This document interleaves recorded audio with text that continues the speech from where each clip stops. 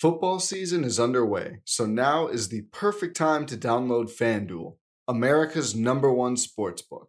Because right now, new customers get a no-sweat first bet up to $1,000. That's free bets back if your first bet doesn't win. Just sign up with promo code BLUEWIRE. FanDuel is great because it has all of your favorite bets, from the money line to point spreads to player props.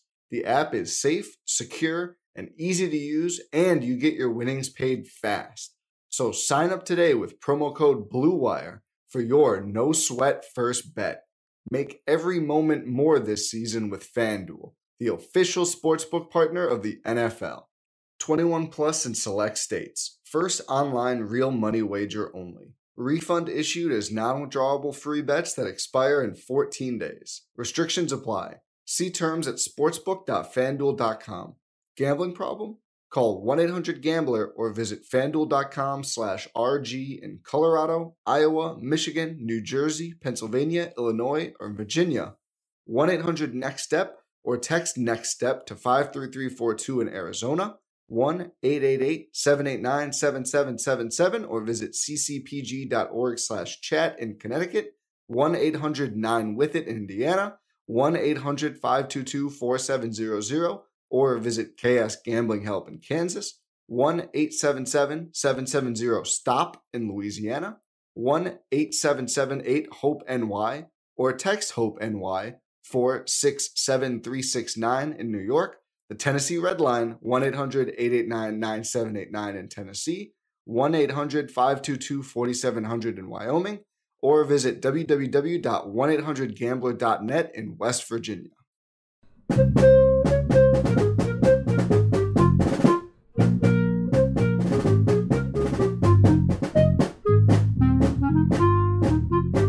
Hey everyone, welcome to The Final Four is Not on the Schedule. I'm your host Eric, alongside with expert analyst Rod. Thanks for joining us on the best MSU basketball podcast featuring an in-depth recruiting, game matchup, and post-game analysis. We dive deep to give you the best tools to enjoy the Spartans and impress your friends and family. Hey everybody, it's Eric alongside Rod. We're here for our preview of the Villanova game. The Wildcats are coming into the Breslin on Friday night. They're 2-1 in this season with wins over LaSalle and Delaware State, which sandwiched a loss to a Temple team which is not actually that good. It's a tough year for them. They're transitioning away from Jay Wright, who left as coach and retired. Some say it was somewhat due to the new rules and the transfer portal and everything, so hard to say if that's really what it was. But 8-year assistant Kyle Neptune has taken over, and he's been around for most of their success in the last few years. He's been on staff for the national titles and all the Big East regular season crowns. So he knows how to get things done at Villanova.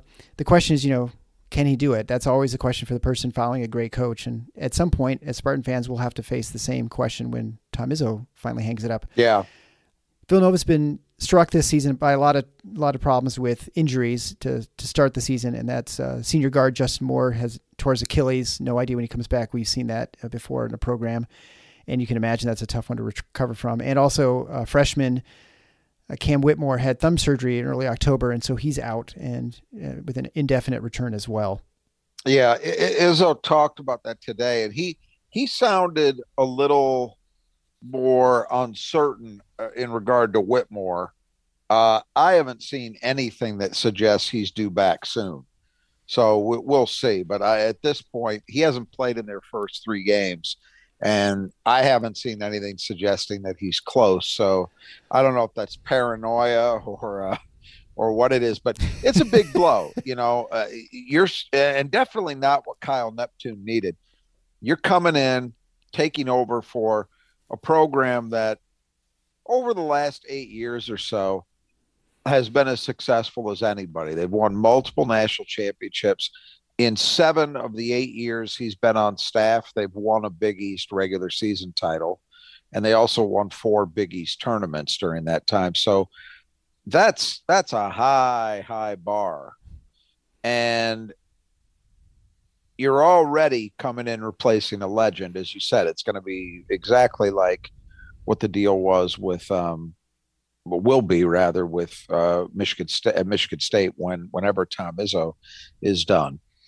Very tough situation anyway. And then I don't even think it's arguable that these are certainly their two best talents are not able to play. That's a hell of a thing. So it's been rough. You mentioned the loss to Temple, but let's also understand their most recent game. They played Delaware State, and I think they ended up winning by 10, but they were down fairly late in that game.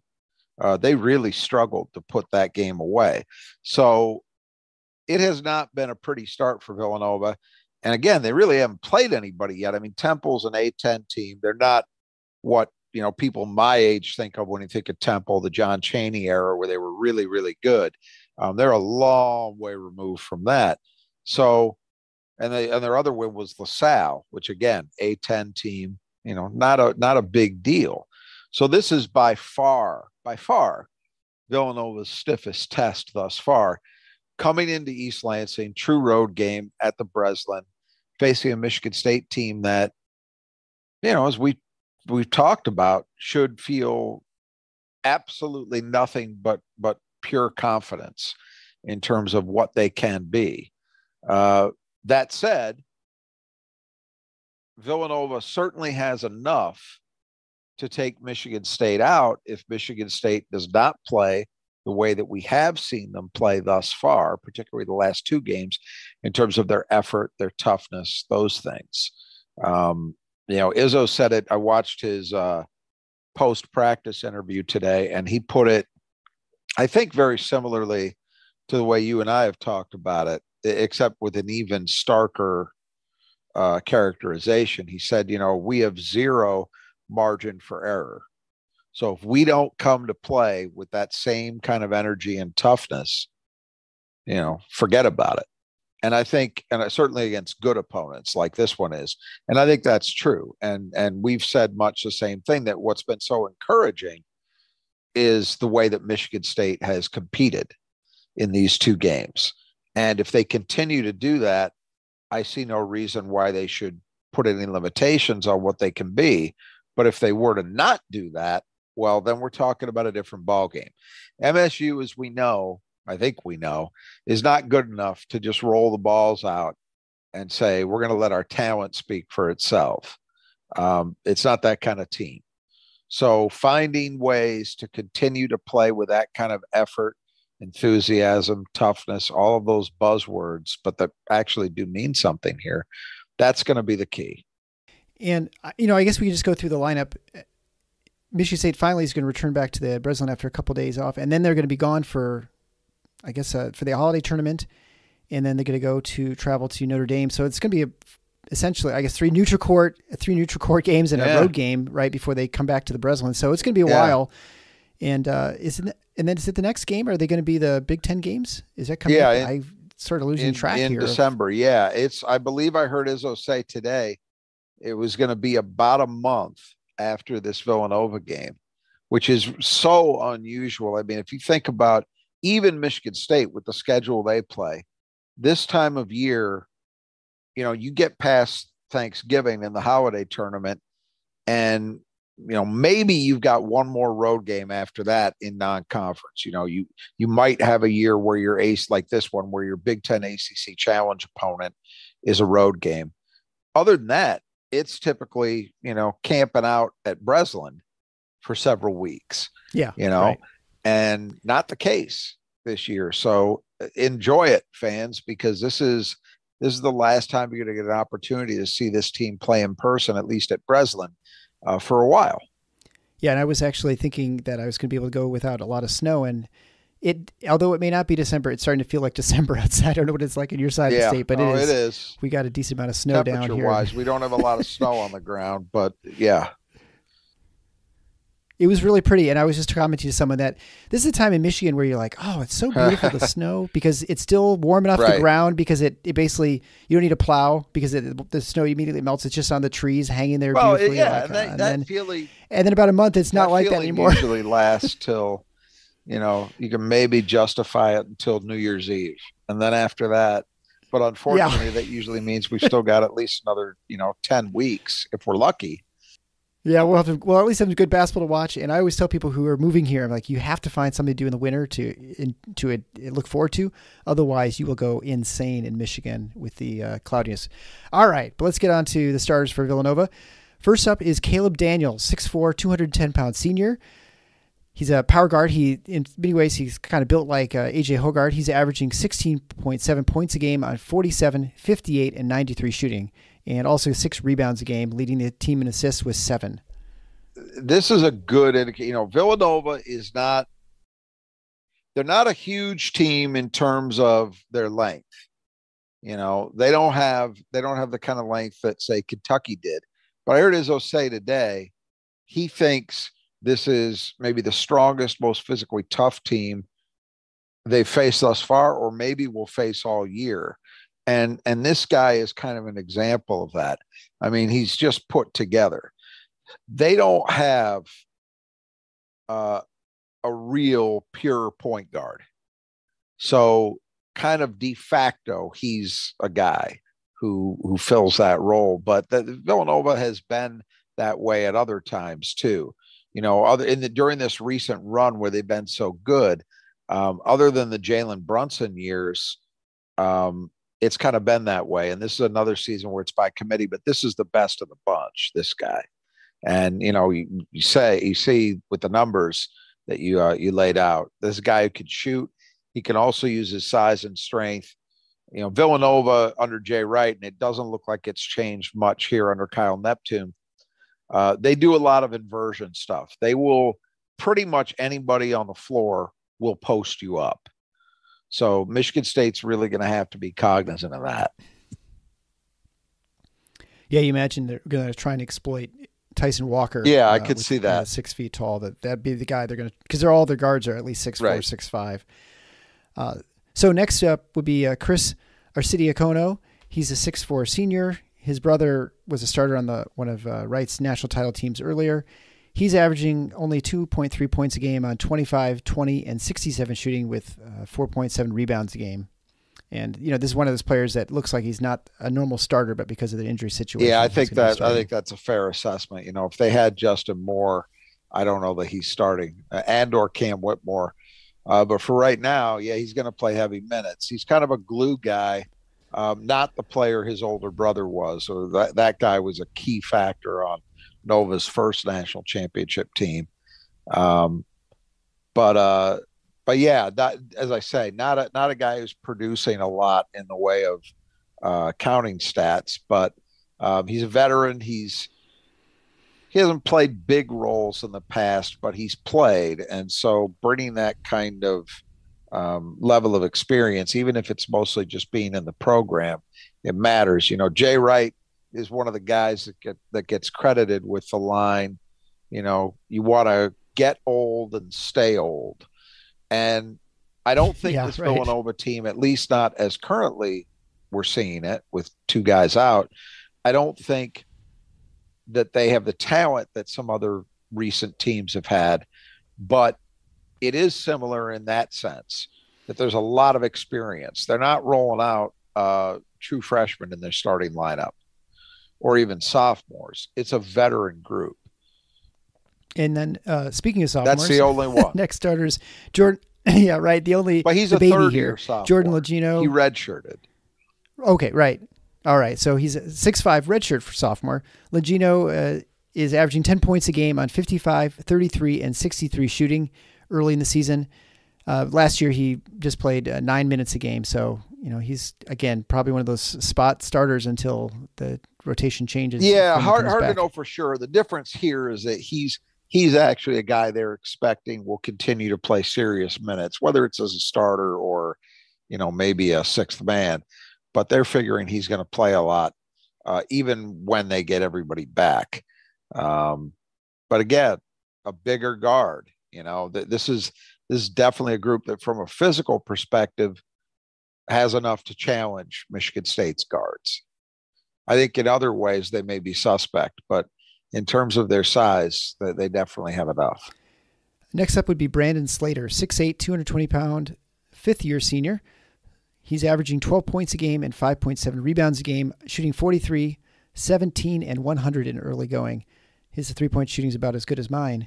Yeah, the three-point shooting number is shaky, but otherwise Slater's a really good player. And this is a guy who has been a starter, is maybe kind of bumped up the totem pole, so to speak, in terms of how much they're asking of him and his role with this team as compared to last year. But again, a lot of experience. He started a bunch of games for a very good team. So that's a nice element for Kyle Neptune to have, to be able to rely on as a guy who's done it a lot and been around and part of a lot of winning. And finally, Eric Dixon, 6'9", 255-pound junior, leading Villanova in scoring at 18.3 points a game on 51, 43, and 80 shooting. So, I mean, the one thing you notice is that just about everybody can shoot outside of Slater, and at least in this potential starting lineup. And we'll talk about that as we get into the keys a little bit. But there's Mady Sissoko just has this murderer's row of challenges, and this is yet another different one. You know, this is not the same kind of player as what he's seen with Tshiebwe, nor is it the same kind of challenge that he saw with Drew Timme. It's yet another kind of player, but Dixon's very good. You know, he's a good enough passer that they'll run offense through him at times. As we say, he's a threat to stretch the floor. And then he's got, legit big man size too at 6'9", 250. So he's got a body he can throw around in the paint. So then moving on to reserves. First one to be Mark Armstrong. He's a 6'2" freshman guard, averaging 5 points a game on 46 and 38 shooting. He hasn't taken a few free throw attempts, and he's playing about 15 minutes a game. Yeah, and that's he's the one guy in this playing rotation that I think has the look of anything along the lines of a true point guard. And they're going to ask a lot of him, even being a true freshman, something that, doesn't typically get a lot of run in Jay Wright's Villanova, at least, but he's going to have to with this team. It's just the way it shakes out. And I think that'll be true even when guys come back. Next will be Brendan Housen. He's a 6'4" freshman from Texas, averaging 3.5 points a game in 10 minutes a game on 75 and 50 shooting. Yeah, and his ticket to minutes is exactly what you just highlighted. He can shoot. And if he can stick shots, there probably is some sort of role for him. Next would be Angelo Brizzi, 6'3" redshirt freshman, averaging 1.7 points a game on 33 and 25 shooting in about 14 minutes a game. Yeah, and again, it's a certain kind of role, Thus far, he hasn't shown that he's much of a shooting threat, but given that he's been playing those minutes already, I don't think that's likely to change. They're going to continue to go to him because they need these young guys to step forward and at least hold the fort down, because otherwise they're going to be in a really, really tight rotation. Right. And finally, it's Trey Patterson, 6'9" sophomore, playing 9 minutes a game, not doing much on the scoreboard outside of averaging about a rebound a game. Yeah, and you'll notice that all these other three guys you mentioned are all guards. Yeah. And so they don't have much in the way of size and depth. And so it's important that Patterson at least be able to give them a little bit of spot duty so they can, they can find ways to get Dixon an occasional blow. But yeah, this is not a team that's got a lot going on in terms of their big man depth. Villanova traditionally has been a guard centric program for the last couple of years. Do you think it's as important to have a point guard in that sort of situation, or do you think you can kind of get away with more of committee ball since you've got probably a lot of decent ball handlers out on the floor? They've done it both ways. They've done it both ways. I mean, obviously Jalen Brunson was a tremendous pure point guard for them. He was a scorer too, but he could do everything you want a point guard to do. Yet you look at what they've done since he left, and it's been a little more varied. I mean, Connor Gillespie last year, really the last 2 years, was a very good player. I don't know that I believe he was a real point guard. I think they kind of shared it, Mm-hmm. and they've been able to make that work. Again, I think that a big part of their success is that, and I would draw parallels with on a Big Ten level with Wisconsin. They're a better version of Wisconsin, I think. And what I mean by that is, if you think about Wisconsin over the years, probably what doesn't come to mind immediately are true point guards. They've had some capable guys, but even when they've had that, it hasn't typically been, say, the way that Michigan State relies, ideally at least, on a guy. Wisconsin has not had any Mateen Cleaves or Cassius Winstons. I mean, not since Devin Harris, which is a lifetime ago. They've had a lot of teams where, they've got a main guy, but they run the ball through a lot of other guys too. And that works, If you have a team that's well drilled enough that's not going to make mistakes, and Villanova typically is, I think you can get away with it.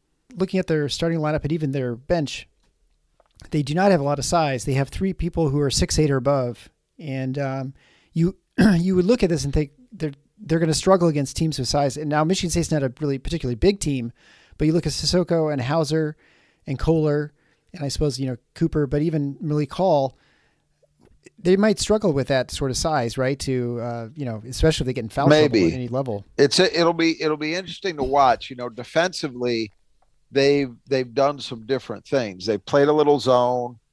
They've even played, although they haven't done it yet this year. In the past, they've also done some pressure stuff, and I think for the most part, it's of the ilk that we've been seeing lately from opponents, where it's not really designed to turn you over as much as it is just wear you down, make you spend clock to get the ball into the front court. But the problem is, if Villanova, if they do feel like they've got to play some zone to help in that regard, well, that's going to potentially expose them on their defensive boards. Right. And then that would be a problem. But it's definitely something to watch as to how they deal with Michigan State's big men. Well, why don't we go over the 5 keys of the game? Number 1 is handling success. Michigan State played close, almost beat Gonzaga. Pretty much had that game in hand until the very end. And then, of course, the amazing double overtime win the other day against Kentucky. So can you suddenly now, when you've had that sort of success, not only maintain that intensity, but can you, I guess, bring the same focus that you've had before? Yeah, and look, now we're at that point, and I'm actually pleased to have seen this. I wrote this our notes for our preview up, and I used the phrase "fat and sassy," and then after that I watched Tom Izzo's post-practice press conference from today at the Breslin, and sure enough, he used that exact phrase. So it wasn't by accident that I had that in there. You get the meaning. Michigan State came into this season without a lot of respect. Now, forget, the outside, even from its own fan base, there wasn't a lot of belief. And already, I think they've done enough to where, you get one of the upsides to playing in the kind of games they've played in to start the season is you immediately get everybody's attention. Yes. And if you play well, as they have, that's going to be positive attention. And that's exactly where they're sitting now. So all of a sudden, they've got people patting them on the back. They got people saying, hey, maybe this is a Final Four level team, and maybe this team can win the Big Ten, and all of those sorts of things.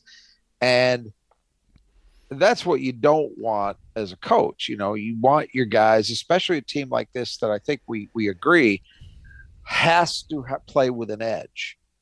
They're not, I think about that team in 2018 of Miles Bridges, Jaren Jackson, Cassius Winston team. Mm-hmm. That team at times had enough talent, depending upon the opponent, that they could just go out there and beat teams because they were just better than an opponent. Yeah. That's not this Michigan State team. They've got talent. They may have more talent than I think most people were ready to credit them with having at the start of the season. I think that's entirely possible, maybe even probable at this stage, but they're not good enough that they can do that. So it's critical that they keep that chip on their shoulder. The good news is Izzo said they came back, they got back whatever time they got back last night, 1 a.m, 2 a.m, whatever it was, and had a film session and then what was supposed to be a quick practice. And he said it was great. He said they were locked in, they were focused. So far, so good. We'll see how they actually play. But that's something that I think is going to be, you're continually going to be on watch for. Maybe not the whole season, but at least for a while until we've got enough of a body of work that you can say, all right, it's just never going to be a problem. They're always going to bring it from an effort perspective. Probably helps that they're playing Villanova as opposed to some directional state, right? It should. You have to hope that they're not paying attention to anybody who's talking about Villanova being worse than anticipated and being short, a couple of top guys. You don't want that focus there. But yeah, I think in general, you would hope that a name program coming in would keep them locked in where they need to be. So, but this is critical. Learning how to handle success, that's a different challenge. Yeah, and it's one that you've seen teams struggle with before, so it would not be surprising. I could make an argument. I don't think it was the whole deal by any means, but let's remember last year at almost this time, coming out of the battle for Atlantis, they had beaten UConn, beaten Loyola, 2 likely NCAA tournament teams, and ended up being that way, and played a really good first half before kind of wearing down in the championship game against Baylor. Yeah. So there was a lot of enthusiasm for where that Michigan State team might actually be, and they didn't handle that very well. Pretty much they peaked in early December until March. I think in the tournament was their actual peak, but that team had a little bit of success, and I don't think dealt with it very well for whatever reason. This year's team already, I think this is beyond what last year's team ever accomplished with these 2 games. So how do they? Well, and just like in life, you never want to peak in high school. And so peaking in November is sort of like peaking then, right? So hopefully they maintain this. Number 2 key to the game is the guards. So obviously Villanova's has a guard-centric team. They've got some guys who can post up, play differently than what Michigan State's probably used to as far as guard play. But they've probably had some trouble this season, it looks like, with their guards defensively. So can we exploit them, and can we hold them back at least from shooting? And obviously they can play inside outside for their guards, both ways.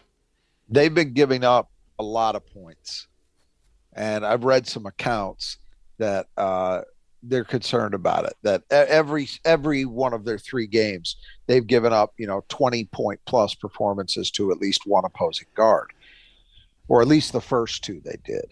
And so that's something they're not used to doing. They're used to really taking away teams' best options, during the Wright era, especially the late Wright era, the last 8 years or so. So far, they're struggling. And it's not a good thing to be struggling in that area when you got this Michigan State team as an opponent, because we know these guards have a world of potential.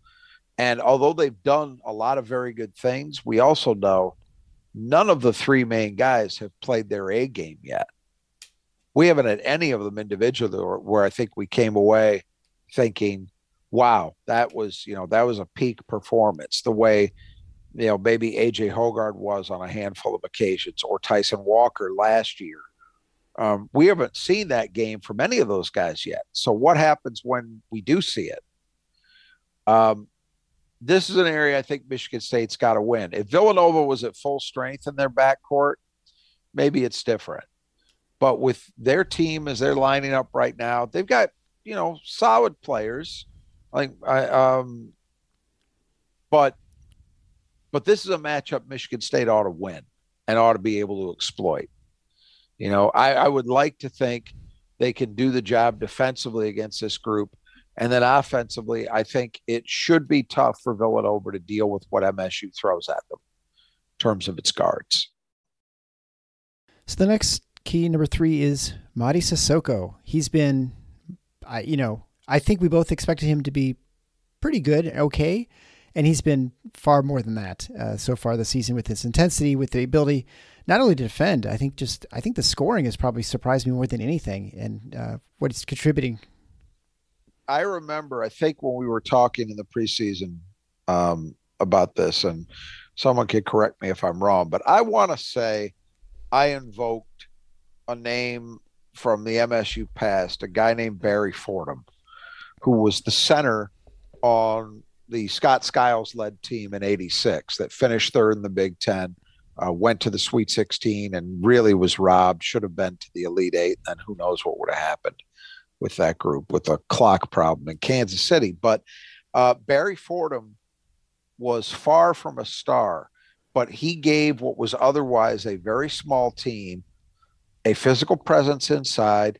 He was a good, solid defensive player, not a dominant rebounder, but decent, and just kind of held the fort down, gave them enough. It was never really a score other than their NCAA tournament game in the Sweet 16 against Kansas. He had a big year, or a big game rather.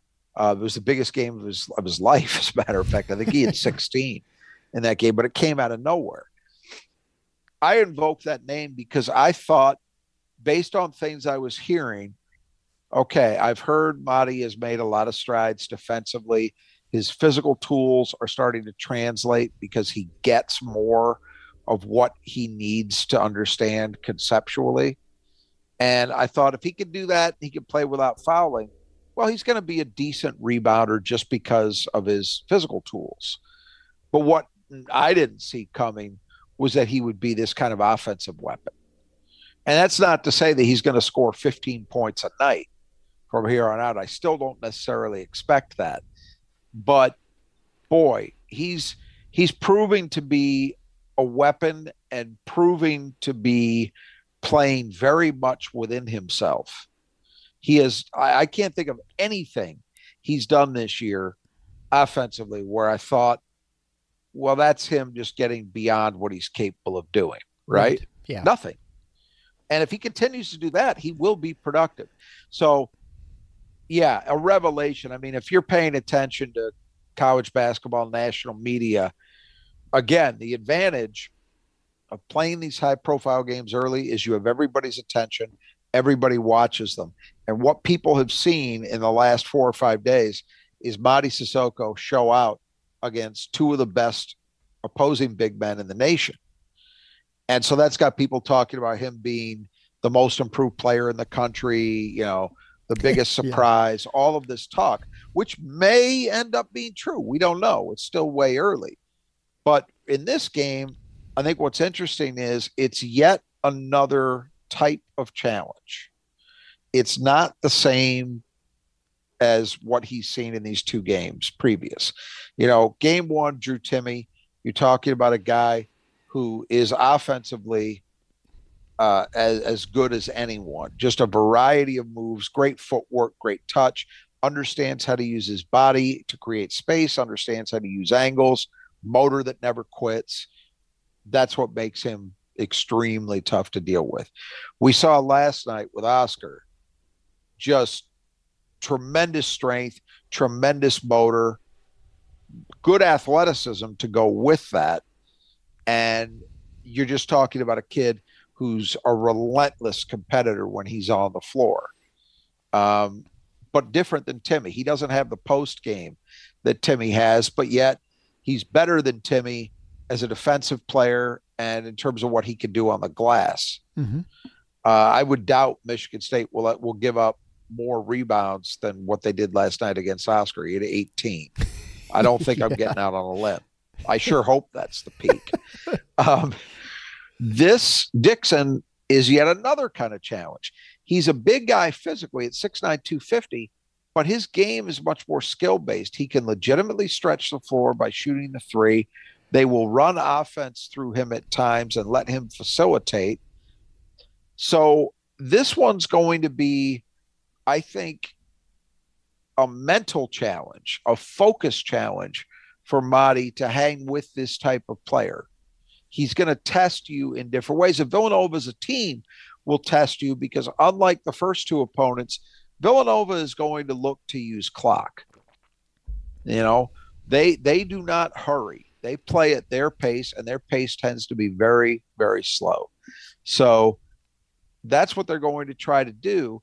And you have to stay locked in. You know, it's just like we talk about all the time when MSU faces Wisconsin. You've got to be prepared to play 30 seconds of defense, not 29, not 28, 30. And so it's a different kind of challenge for Madi yet again. We'll see how he does. I'm most impressed with the guy, with Madi, the fact that he's so smart for a guy who's barely played. Like, he does not seem to be confused in situations on the court. I mean, that's what's most impressive to me because he's got no experience really playing. This was something that got some discussion. Jim Comparoni talked about it at Spartan Mag, and then I heard him ask Izzo about it, and Izzo agreed with him at today's post-practice presser, where there was a play where Wheeler was going baseline and Madi cut it off. And in cutting it off, it was what was important in that is Madi seeing it and diagnosing what was happening and then getting to the spot to shut it down. You know, Jim compared it to an Antonio Smith kind of play, which is high praise. Yeah. Because you're talking about, I think maybe along with Xavier Tillman, one of the two smartest interior defenders the program's had in the Izzo era was Antonio Smith. And so if you start invoking his name when you're talking about Madi Sissoko, that is a huge statement. So I think there is something to that. Izzo's comment was that, and this is true of basketball, it's probably true of anything in life. The more comfortable you are, the more confident you're going to be. And the more confident you are, the more you are going to feel free and ready to make plays. And that is true on defense as much as it is on offense. And I think that's what he was saying. That's where he thinks Madi is starting to get to. He also said that he's learning how much of a factor film study can be, that he's working hard in the film room, and that's making a difference. So, I think he's ready to play a guy like Dixon, where it's a different kind of challenge. I'm just noting this is just as Villanova is a very different team than Gonzaga or Kentucky was, specifically for Madi, it's yet another kind of challenge. Yeah, I think you make a good point too about the freedom of being comfortable with situations. You look at, I just have gone through my last kid going through driving lessons, and you don't recognize how automatic lots of portions of driving are until you see someone who's learning, where they have to learn how hard to press the pedals, and at some point it becomes sort of just second nature, and then you can focus on all sorts of other things besides to the mechanical things, and it makes it much simpler. And like anything in life, once you get mastery of certain parts of it, you can do other things and focus on them differently. So I think it's think about the classic example I always go back to in this regard is I remember arguing with people for the better part of 3 years who wanted to tell me that Drew Namick was not a Big Ten level athlete, that Izzo had made an evaluation mistake. And the reason they thought that is when he played earlier in his career, he looked slow. But the operative word there is looked. not was. He looked slow because he wasn't caught up yet on what he needed to do, where he needed to be, how he needed to play certain situations, to diagnose what opponents were doing, all of that stuff. And so because of that, he was thinking too much. His reaction time was slow. And if your reaction time is slow, you look slow. Yeah. Conversely, when he was a senior, he got comfortable. That led to confidence. And all of a sudden, you could see why Michigan State recruited him, because, in fact, he was a great athlete for the position. He could run the floor like nobody's business. Well, we're starting to see that showing with Monty, right? We all knew that he had these immense physical tools, but if you're not confident and you're not comfortable, they're not going to show through, because you're thinking, you're not reacting. Yeah. And now that he's much more on the reaction side of the ledger, it becomes a very different story, and it looks very different and is much, much more effective. So I think it's all true that he's mentally caught up, and that's allowing his very, very strong physical traits to impact games. So number 4 key to the game is transition. We've seen glimpses of it. It wasn't really too much present in the Northern Arizona game. We saw it definitely in the first half against Gonzaga. And for parts of the game during Kentucky, it actually was decent until Kentucky used its strategies of like a 3/4 court, press or pressure at least, to kind of slow things down and force Michigan State to not move down so quickly. But, I guess, what can we see against Villanova? Can we catch them and really get things hopping? Well, that's the question. Look, Villanova has been an extremely well-coached team. I would think, since Kyle Neptune has been a part of that staff, that the preparation level will continue. So you would think they would be ready for it. But it's interesting, Kentucky, a program that sees Michigan State at least periodically, at a minimum once every 3 years. John Calipari knows very well what Michigan State wants to do. Yeah. And he's a proven high-level defensive coach, gets his teams to buy in. This team isn't even a freshman-dominated group, as his often are. So he's got experienced guys. And yet MSU went through a run there late in the first half where they were able to get Kentucky caught napping at least a couple of times on those counter blitz, off a made field goal, and get points right back. And that's against Kentucky. So if Michigan State could get that done against Kentucky, it makes me think perhaps there may be some opportunities against Villanova. And the reality is Villanova is going to want to control tempo. And normally a team that wants to slow it down is going to be successful in doing that. So easy baskets where you're not going against a set half-court defense, are at a premium. And so the more of those you could get, the better. So we'll see what MSU is able to get done. And I also think, again, the lack of familiarity Villanova as a program has with MSU, there may be a few more opportunities than there would normally be, just because I think it's tough to simulate what Michigan State does. Right. Well, number 5 is not surprisingly turnovers, but we didn't have defensive rebounding. So that is, to your credit, you said you would take it off the list if they show they could do it. I'll tell you why. Not only Michigan State's performance for much of this season so far, but the entire game against Kentucky, really. Right. Mm-hmm. But Villanova does not have the look of a very good rebounding team right now. Yeah. Now, I could have added it as well. They need to have an advantage here and win the rebounding battle, meaning Michigan State wins it. And that probably is a legitimate point. But I just thought turnovers were the bigger deal. Right. And I would think, and with turnovers, it's not just Michigan State turning the ball over, but it's, can you get Villanova to turn it over? Maybe they help the transition game a little bit. They're not a team that turns it over a whole lot, but we've seen a bit different. I mean, this Michigan State team is different than we've seen in the past, when we're actually forcing turnovers with our guards, which again is not something that's usually a staple of our defense.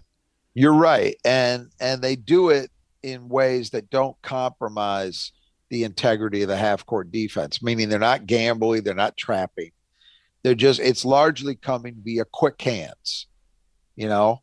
Mm-hmm. And so let's call it safe defensive situations where you're not exposing yourself to getting punished if you don't get the turnover generated. All true. However, I'm going to look at what Villanova's done so far this year and the historical profile of this program in the recent era and assume that they're not going to make a lot of mistakes. And again, I go back to tempo. Pretty safe to assume that this is going to be a low possession game, meaning Villanova is going to run a lot of clock when they have the ball. It's what they've done under Wright. It's what they're continuing to do this year. And I think it will prove hard to speed them up. So in that kind of game, any mistake you're making is the effect of it is magnified because you've got fewer possessions available to make up for the mistakes. And if you assume that Villanova isn't going to make a ton of their own, well, you probably can't afford to have a really big negative differential with them, you know? Yeah. It is interesting you mention it, though. Kentucky has had more variance in terms of turnovers over the years, but Gonzaga is a program that doesn't do that very much. They don't make a lot of mistakes either. And in both of these two games they've just played, yeah, MSU's been negative in the turnover department with high numbers, but barely negative. Yeah. The opponents have had their own problems. And that some of that is a result of the way Michigan State's guards in particular are defending. But it's also just, you know, it's kind of where it's been in the early going for a lot of teams. A lot of mistakes. Yeah. Well, and, you know, turnovers are important.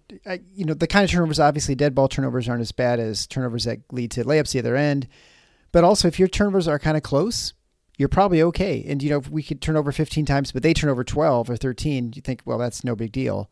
It's where we have 18 turnovers and they have 4 that now you're talking about a massive difference in, it's like giving up, 8 offensive rebounds, right? I mean, you're giving all those extra possessions and you just look, I think Michigan State and really we should always talk about turnovers in conjunction with rebounds because they really add up to the same thing, which is how many opportunities do you have to score versus your opponent, you know? And so we've said this before, the reason that turnovers have not mattered as much over the years, or maybe to put it a better way, why Michigan State has been able to succeed the way they have, even when they generally have high turnover numbers, is because they've made it up and then some on the boards. Mm-hmm. You know, the problem the last 2 years is we really haven't seen that dynamic in play. They had the usual turnovers. They didn't have the usual rebounding advantage. I think in this game, Michigan State should have an edge on the glass.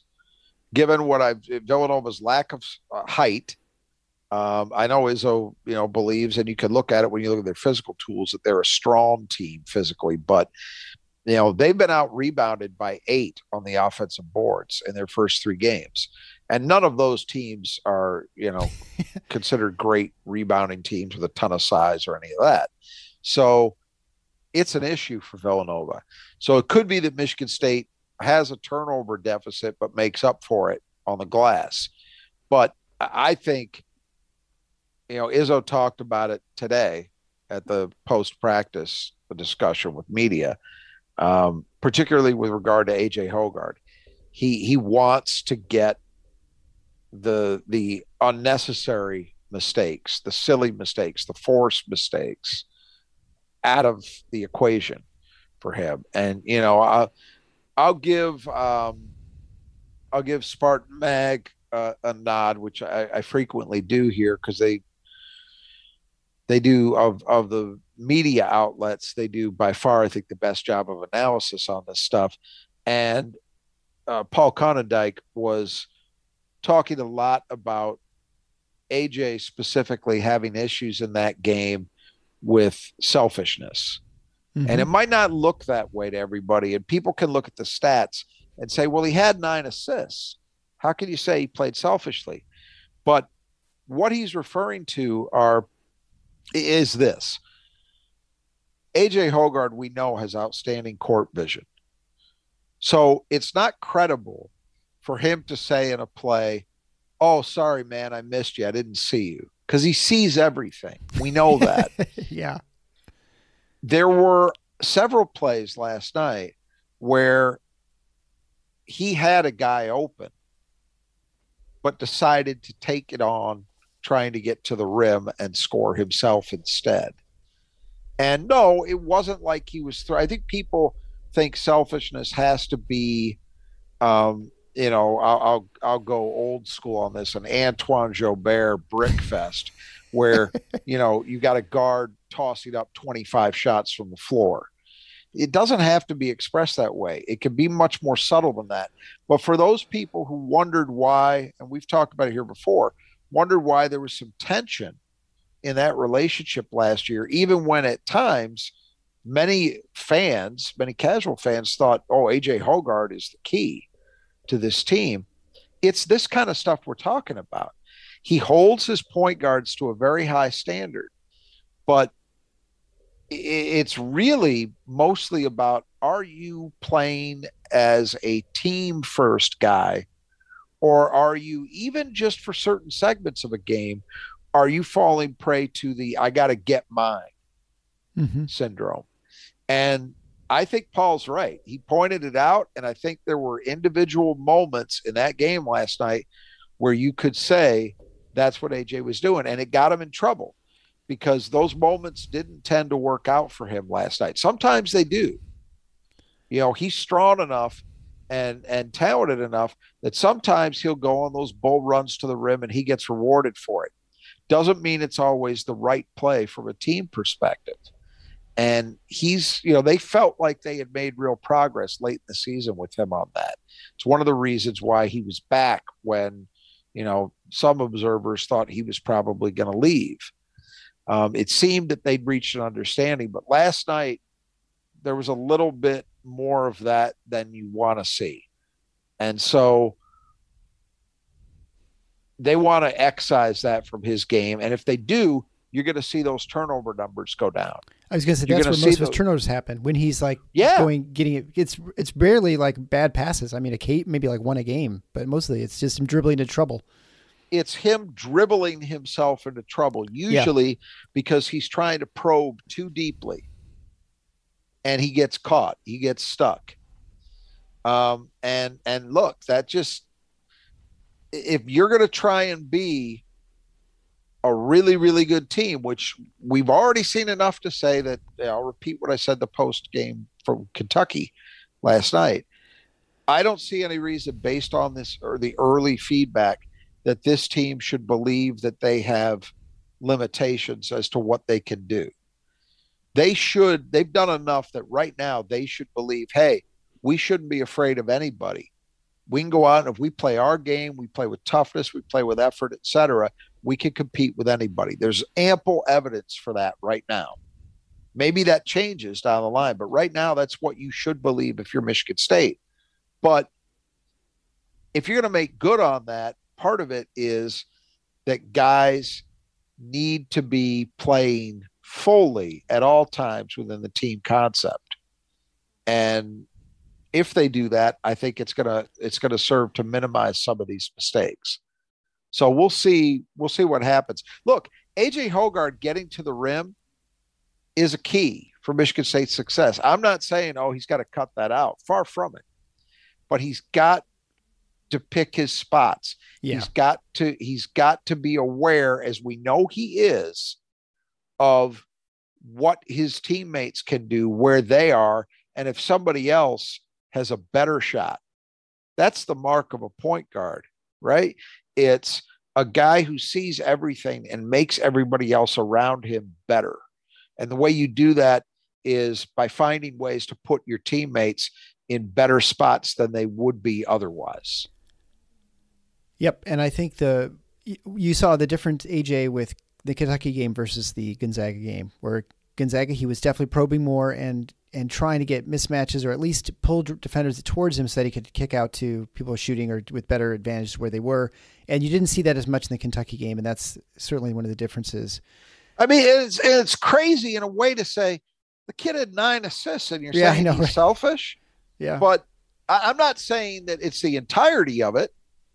I'm just saying there were enough moments, in my opinion, where he got out of the team concept, and Michigan State can't afford that. Like Izzo said today, the margin for error with this team is slim. They need to all be dialed in as much as possible to give themselves maximum opportunity to really do some big things this year. That's what's got to happen. And getting everybody to play fully 100% of the time within that team concept and not freelance, not try to play hero ball. That's a big part of it. The one advantage that he's got this year is I feel like in general, he's going to have better people to pass to go get offense than he did last year. I think with Max and Gabe, it was not quite as reliable, and even Bingham to some extent too right now. And he's got a Walker who's more willing to put the shot up and stuff. And so I feel he shouldn't feel like he has to do more than he did last year. Right. That's the thing, right? He should not feel as if it's on his shoulders, and if he doesn't go get a bucket, nobody can. He shouldn't feel that way. Well, the game's coming up in a couple of days. Michigan State's a 5-point favorite per KenPom, which means since it's a home game, they're probably a 2-point favorite or 3-point favorite, I suppose, on a neutral court against Villanova. I'll be there at the Breslin Center watching it and hoping for good results. I think this is a key. Again, this just as last game was important for Michigan State to maintain that same intensity going to that they had on the Gonzaga game. Can they maintain it after a thrilling win and one that's a big program win? You've got to come home and you got to protect home court and you've got to beat a team that you should beat. And I think we both think that this is a team that's very beatable right now. They should beat. Yeah. Given that Villanova is not playing well at the moment and they're down a couple of guys, yes, at home, this is a game you should feel, if you're Michigan State, that you win. It's big for a couple of other reasons. One, they're only still in the middle of this gauntlet. So right, yeah. You want to continue that positive momentum that you've established, and you want to carry that. You want to go to Portland for 3 games in 4 days, feeling good about yourself, right? Mm-hmm. Yep. And the only way you're going to do that is if you play well in this game. So it's important from that perspective. But then here's the other one. Again, Michigan State right now, zero reason at the moment to think that they can't compete at the top of the Big Ten. There's some other good teams, but we've talked about everybody in this league has flaws. And right now, Michigan State's the only one that's really beaten anybody with a pulse.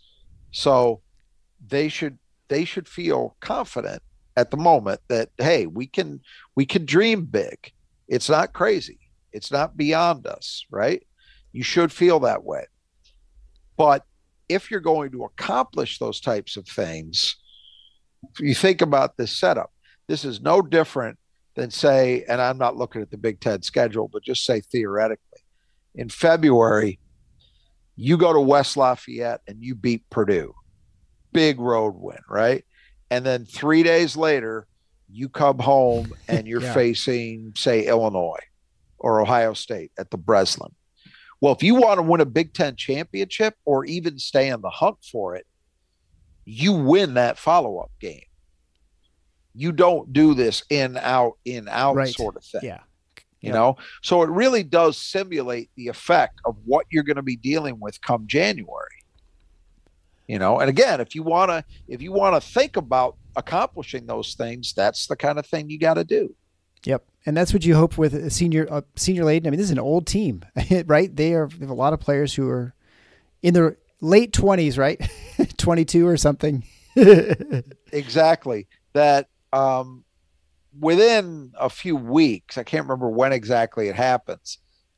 And Mahdi, I believe, is the last one to turn 22. Everybody in their lineup will be 22 or older. That is remarkable.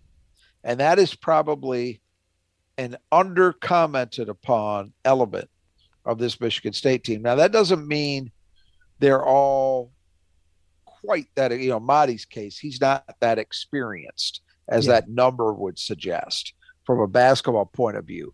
But you know what? The other guys are.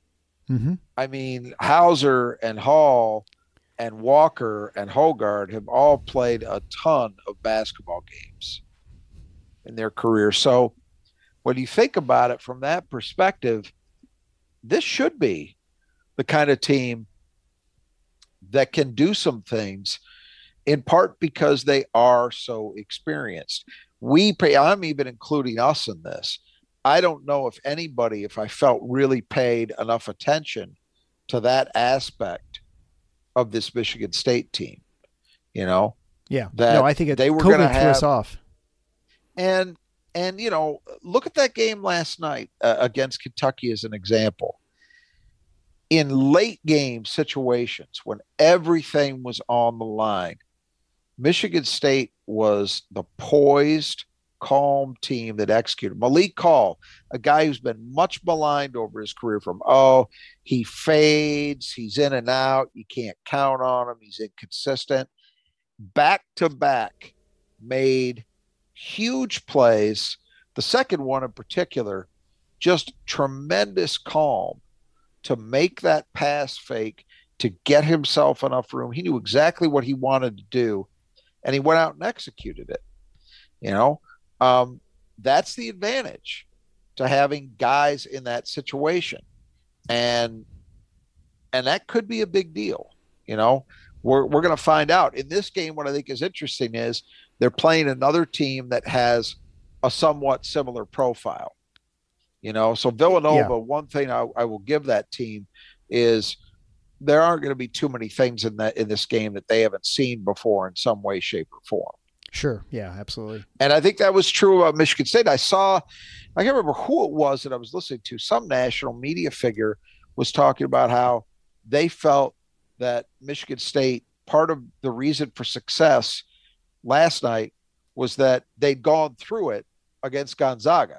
Yeah, right. And maybe not, but there's no question that the execution was far better in the Kentucky game in those big moments, as opposed to, the play made down the stretch to try to win the game against Gonzaga. But I think it goes beyond that. I think it goes back to all of these guys, or a lot of these guys, having been in these situations countless times.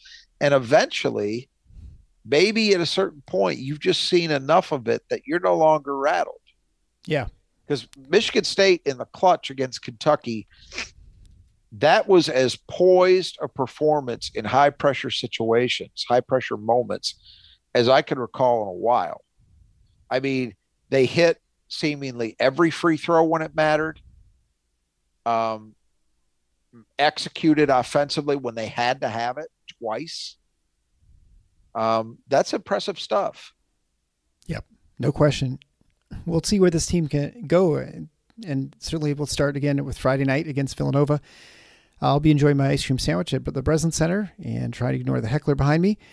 I would encourage you, if you have not yet had a chance, please leave a written review and 5-star rating for our show on your podcast player. It helps us a ton with with being noticed by other Spartan fans.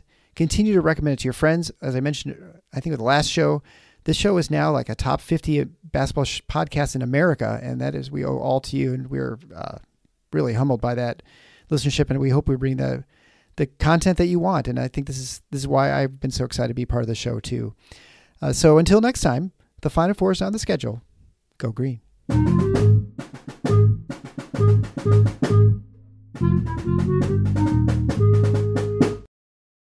Ambitious hiring goals for the last quarter of 2022? With a powerful hiring partner, big goals are no big deal. You just need Indeed. Indeed is the hiring platform where you can attract, interview, and hire all in one place. Start hiring now with a $75 sponsored job credit to sponsor your job post at Indeed.com/Blue Wire. Offer good for a limited time. Terms and conditions apply.